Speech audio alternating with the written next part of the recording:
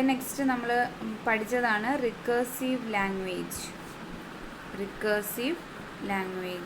ഇപ്പോൾ recursive language എന്താണെന്നുള്ളത് പറയുന്നത്. അപ്പോൾ നമ്മുടെ ഒരു ട്യൂറിംഗ് മെഷീൻ എടുത്തു കഴിഞ്ഞാൽ ആ ട്യൂറിംഗ് മെഷീനിന് നമ്മളൊരു W എന്ന് പറയുന്ന ഒരു സ്ട്രിങ് കൊടുത്തു കഴിഞ്ഞാൽ അതിന് 2 സ്റ്റേറ്റ്സ് വരും. അതായത് അക്സെപ്റ്റ് സ്റ്റേറ്റും വരുന്നുണ്ട്, റിജക്റ്റ് സ്റ്റേറ്റും വരുന്നുണ്ട്.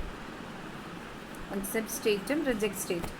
ഇപ്പോൾ ഈ W എന്ന് പറയുന്നത് നമ്മൾ പറയുന്ന ലാംഗ്വേജിനകത്ത് ഇപ്പോൾ L എന്നാണെങ്കിൽ W എലമെൻറ്റ് ഓഫ് L എന്ന് പറഞ്ഞു കഴിഞ്ഞാൽ W എലമെൻറ്റ് ഓഫ് L ആണെങ്കിൽ that will be accepted.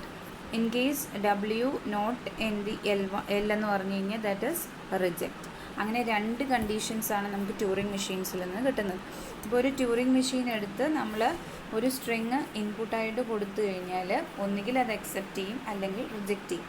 Accept ചെയ്യുന്നത് എപ്പോഴാണെന്ന് ചോദിച്ചു കഴിഞ്ഞാൽ നമ്മൾ എടുക്കുന്ന സ്ട്രിങ് നമ്മൾ ഡിസ്ക്രൈബ് ചെയ്യുന്ന ലാംഗ്വേജിനകത്ത് എലമെൻ്റ് ആണെങ്കിൽ അക്സെപ്റ്റ് ചെയ്യും, ഇല്ല എന്നുണ്ടെങ്കിൽ റിജക്റ്റ് ചെയ്യും. അപ്പോൾ അങ്ങനെ നമ്മൾ എടുക്കുന്ന സ്ട്രിങ് നമ്മൾ പറയുന്ന ലാംഗ്വേജിനകത്ത് നമ്മൾ ഒരു കണ്ടീഷൻസ് പറയുന്നുണ്ട്. ആ കണ്ടീഷൻ സാറ്റിസ്ഫൈ ചെയ്യുന്ന ലാംഗ്വേജ് ഉണ്ടെങ്കിൽ ആ ലാംഗ്വേജിനെയാണ് നമ്മൾ പറയുന്നത് റിക്കേഴ്സീവ് ലാംഗ്വേജ്. ഓക്കെ, അപ്പോൾ ഒരു ട്യൂറിംഗ് മെഷീൻസിന് ഇൻപുട്ട് സ്വീകരിച്ചു കഴിഞ്ഞാൽ 2 രീതിയിൽ ഔട്ട്പുട്ട് വരാം. അക്സെപ്റ്റ് സ്റ്റേറ്റ് അല്ലെങ്കിൽ റിജക്റ്റ് സ്റ്റേറ്റ്. അക്സെപ്റ്റ് സ്റ്റേറ്റ് ആയാലും റിജക്റ്റ് സ്റ്റേറ്റ് ആയാലും നമ്മൾ പറയുന്ന സ്ട്രിങ് ഡിറൈവ് ചെയ്തിരിക്കുന്ന ലാംഗ്വേജുമായിട്ട് റിലേറ്റ് ചെയ്തിട്ടായിരിക്കും. അപ്പോൾ ലാംഗ്വേജിനകത്ത് ആ സ്ട്രിങ് എലമെൻ്റ് ആണെങ്കിൽ അക്സെപ്റ്റ് ചെയ്യും, അല്ല എന്നുണ്ടെങ്കിൽ റിജക്റ്റ് ചെയ്യും. ഓക്കെ, ഇൻ കേസ് ഓഫ് ഇത് റിക്കേഴ്സീവ് ലാംഗ്വേജ് ആണ്. അപ്പോൾ അങ്ങനെ വരുന്ന ലാംഗ്വേജസിനെയാണ് നമ്മൾ റിക്കേഴ്സീവ് ലാംഗ്വേജസ് എന്ന് പറയുന്നത്. നെക്സ്റ്റ് എന്ന് പറയുന്നത് recursive enumerable language.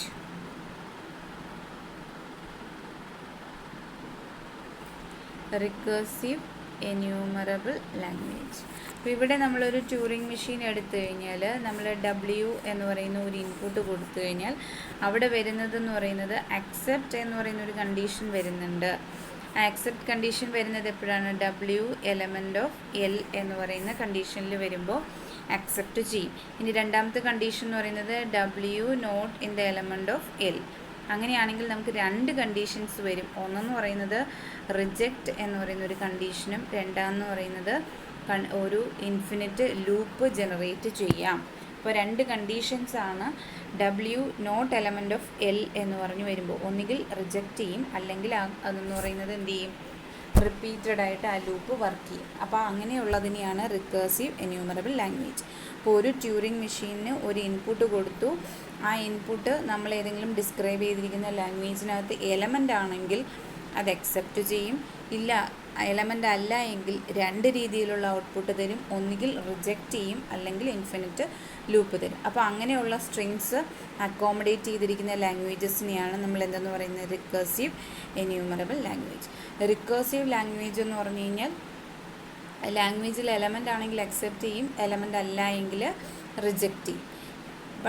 But recursive enumerable language എന്ന് പറഞ്ഞു കഴിഞ്ഞാൽ W എലമെൻറ്റ് ഓഫ് L ആണെങ്കിൽ അക്സെപ്റ്റ് ചെയ്യും, നോട്ട് എലമെൻറ്റ് ഓഫ് L ആണെങ്കിൽ 2 ഔട്ട്പുട്ട് വീണ്ടും ജനറേറ്റ് ചെയ്യും. ഏതൊക്കെയാണ്? റിജക്റ്റ് അല്ലെങ്കിൽ ലൂപ്പിംഗ് എന്ന് പറയുന്നത്.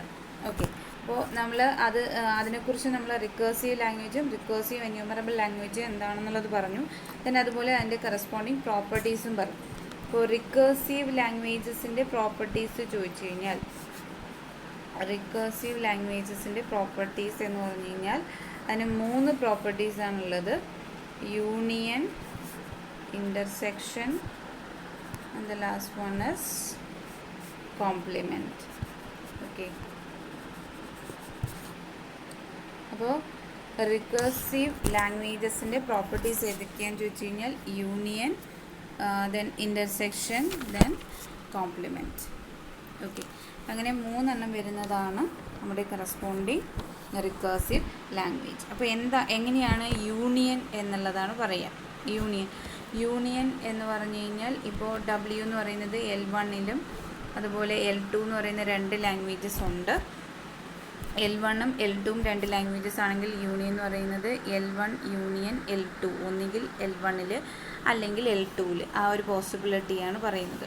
അപ്പോൾ നമ്മളത് എഴുതുമ്പോൾ ഫസ്റ്റ് M1 എന്ന് പറയുന്ന ഒരു ട്യൂറിംഗ് മെഷീൻ, അതിന് നമ്മൾ W എന്ന് പറയുന്ന ഇൻപുട്ട് കൊടുത്തു. ദെൻ അവിടെ നമുക്ക് നമ്മുടെ W എന്ന് പറയുന്നത് എലമെൻറ്റ് ഓഫ് L1 ആണെങ്കിൽ നമുക്ക് അക്സെപ്റ്റ് എന്ന് പറയുന്ന സ്റ്റേജ് ഉണ്ട് അല്ലേ. In case W not element of L1 ആണെങ്കിൽ നമുക്ക് റിജക്റ്റ് എന്ന് പറയുന്ന സ്റ്റേറ്റാണ് വരുന്നത്. ഓക്കെ, M1 എന്ന് പറയുന്ന ഫസ്റ്റ് ട്യൂറിംഗ് മെഷീനിൽ നമ്മൾ L1 എന്ന് പറയുന്ന ലാംഗ്വേജ് കൊടുക്കുന്നു. ഇൻപുട്ട് എന്ന് പറയുന്നത് W ആണ്. W എലമെൻറ്റ് ഓഫ് L1 ആണെങ്കിൽ അക്സെപ്റ്റ് ചെയ്യും, L1ൽ ഇല്ല എങ്കിൽ റിജക്റ്റ് ചെയ്യും. ഓക്കെ, നമ്മൾ നേരത്തെ പറഞ്ഞത്. ഇനി ഇത് റിജക്റ്റ് ചെയ്യുകയാണെങ്കിൽ നമ്മൾ അടുത്ത ട്യൂറിംഗ് മെഷീനിൽ കൊടുക്കും M2. ഓക്കെ, M2ൽ W എലമെൻറ്റ് ഓഫ് L2 ആണെങ്കിൽ അക്സെപ്റ്റ് ചെയ്യും, ഇല്ല എങ്കിൽ എന്ത് ചെയ്യും, W നോട്ട് ഇൻ L2 ആണെങ്കിൽ റിജക്റ്റ് ചെയ്യും. ഓക്കെ, അപ്പോൾ ഇതിൽ നിന്ന് നമുക്ക് മനസ്സിലാവുന്നതെന്ന് പറഞ്ഞു കഴിഞ്ഞാൽ ഇപ്പോൾ ട്യൂറിംഗ് മെഷീൻ M1 എന്ന് പറയുന്നത് L1ൽ എലമെൻ്റ് ആണെങ്കിൽ അത് അക്സെപ്റ്റ് ചെയ്യും. അപ്പോൾ അതവിടെ തീരും. ഏതെങ്കിലും ഒന്നിൽ അക്സെപ്റ്റ് ചെയ്താൽ മതിയല്ലോ. അപ്പോൾ ആദ്യത്തേതിൽ അക്സെപ്റ്റ് ആണെങ്കിൽ അവിടെ തീരും, പിന്നെ റിജക്റ്റ് കണ്ടീഷൻസ് നമ്മൾ നോക്കുന്നില്ല. ഇൻ കേസ് ഫസ്റ്റ് ട്യൂറിംഗ് മെഷീനകത്ത് ആ W എന്ന് പറയുന്നത് L1 എന്ന് പറയുന്ന ലാംഗ്വേജിലെ അംഗമല്ല എങ്കിൽ റിജക്റ്റ് ചെയ്യും.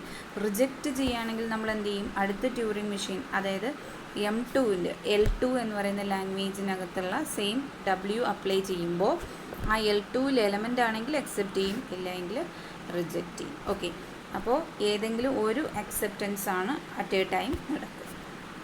ഒന്നെങ്കിൽ ഈ അക്സെപ്റ്റൻസ് അല്ലെങ്കിൽ ഈ അക്സെപ്റ്റൻസ്. ഓക്കെ, അപ്പോൾ അത് കണ്ടീഷൻസ്. ഇത് അക്സെപ്റ്റ് ചെയ്യുകയാണെങ്കിൽ ഇവിടം വച്ച് തീർന്നു, പിന്നെ ഇങ്ങോട്ടേക്ക് പോവില്ല.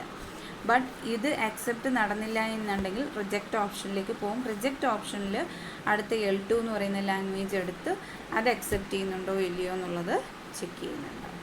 ഓക്കെ, നെക്സ്റ്റ് നമ്മുടെ ഇൻ്റർസെക്ഷനാണ് പറഞ്ഞത്. ഇൻ്റർസെക്ഷൻ നമ്മൾ പറഞ്ഞതെന്ന് പറഞ്ഞു കഴിഞ്ഞാൽ എന്താണ്, ഇപ്പോൾ L1ഉം L2 എന്ന് പറയുന്ന രണ്ട് ലാംഗ്വേജസ് ഉണ്ടെങ്കിൽ L1 ഇൻറ്റു L2 എന്ന് പറയുന്നതാണ് ഇൻ്റർസെക്ഷൻ. അതായത് രണ്ടും നമുക്ക് കൊടുക്കാൻ പറ്റാം. ഓക്കെ, അപ്പോൾ അവിടെ നമ്മൾ ചെയ്യുന്നത് എന്താണെന്ന് വെച്ച് കഴിഞ്ഞാൽ നമ്മുടെ ഫസ്റ്റ് ട്യൂറിംഗ് മെഷീനിൽ നമ്മൾ M1 എന്ന് പറയുന്നതിൽ W കൊടുത്തു കഴിഞ്ഞാൽ നമുക്കതിനകത്ത് അക്സെപ്റ്റ് എന്ന് പറയുന്ന ഒരു സ്റ്റേജ്. ഓക്കെ, ഈ അക്സെപ്റ്റിൽ നിന്ന് അടുത്തത് എന്ത് ചെയ്യണം, രണ്ടാമത്തെ ട്യൂറിംഗ് മെഷീൻ്റെ M2, രണ്ടാമത്തെ ട്യൂറിംഗ് മെഷീനിൽ നമ്മൾ ആ W കൊടുക്കുമ്പോൾ അതും W എലമെൻറ്റ് ഓഫ് L2 ആണെങ്കിൽ, ഇത് W എലമെൻറ്റ് ഓഫ് L1 ആണെങ്കിൽ അക്സെപ്റ്റ് ചെയ്യും. അത് തന്നെ ഇങ്ങോട്ട് കൊടുക്കും. രണ്ടാമത്തെ ട്യൂറിംഗ് മെഷീനിൽ W എലമെൻറ്റ് ഓഫ് L2 ആണെങ്കിൽ അക്സെപ്റ്റ് ചെയ്യും. ഈ രണ്ട് കണ്ടീഷനിലും W not element of L1 ആണെങ്കിലും W not element of L2 ആണെങ്കിലും എന്തായിരിക്കും കണ്ടീഷൻ, റിജക്റ്റ്.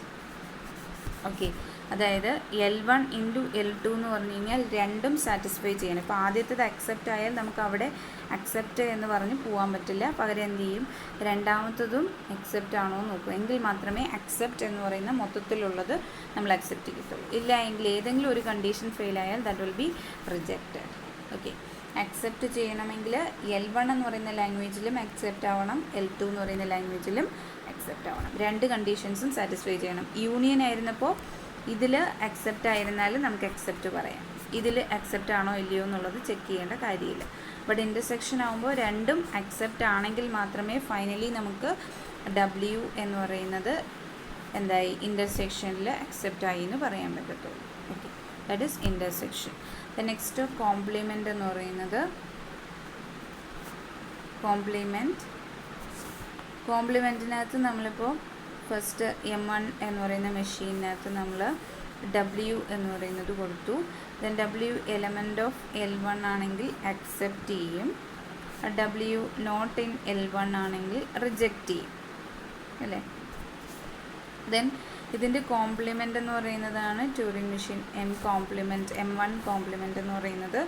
ഇതിൽ നമ്മൾ W ഇൻപുട്ട് കൊടുത്തു കഴിഞ്ഞാൽ ഇപ്പോൾ L1ൽ എലമെൻ്റ് ആണെങ്കിൽ അക്സെപ്റ്റ് അല്ലേ, സോ ഇതിൻ്റെ ഫൈനൽ ഔട്ട്പുട്ട് എന്തായിരിക്കും, റിജക്റ്റ്. അക്സെപ്റ്റിൻ്റെ complement that is reject. Reject ആണെങ്കിൽ നമുക്ക് ഔട്ട്പുട്ട് കിട്ടുന്നത് എന്തായിരിക്കും, അക്സെപ്റ്റ്. That is compliment.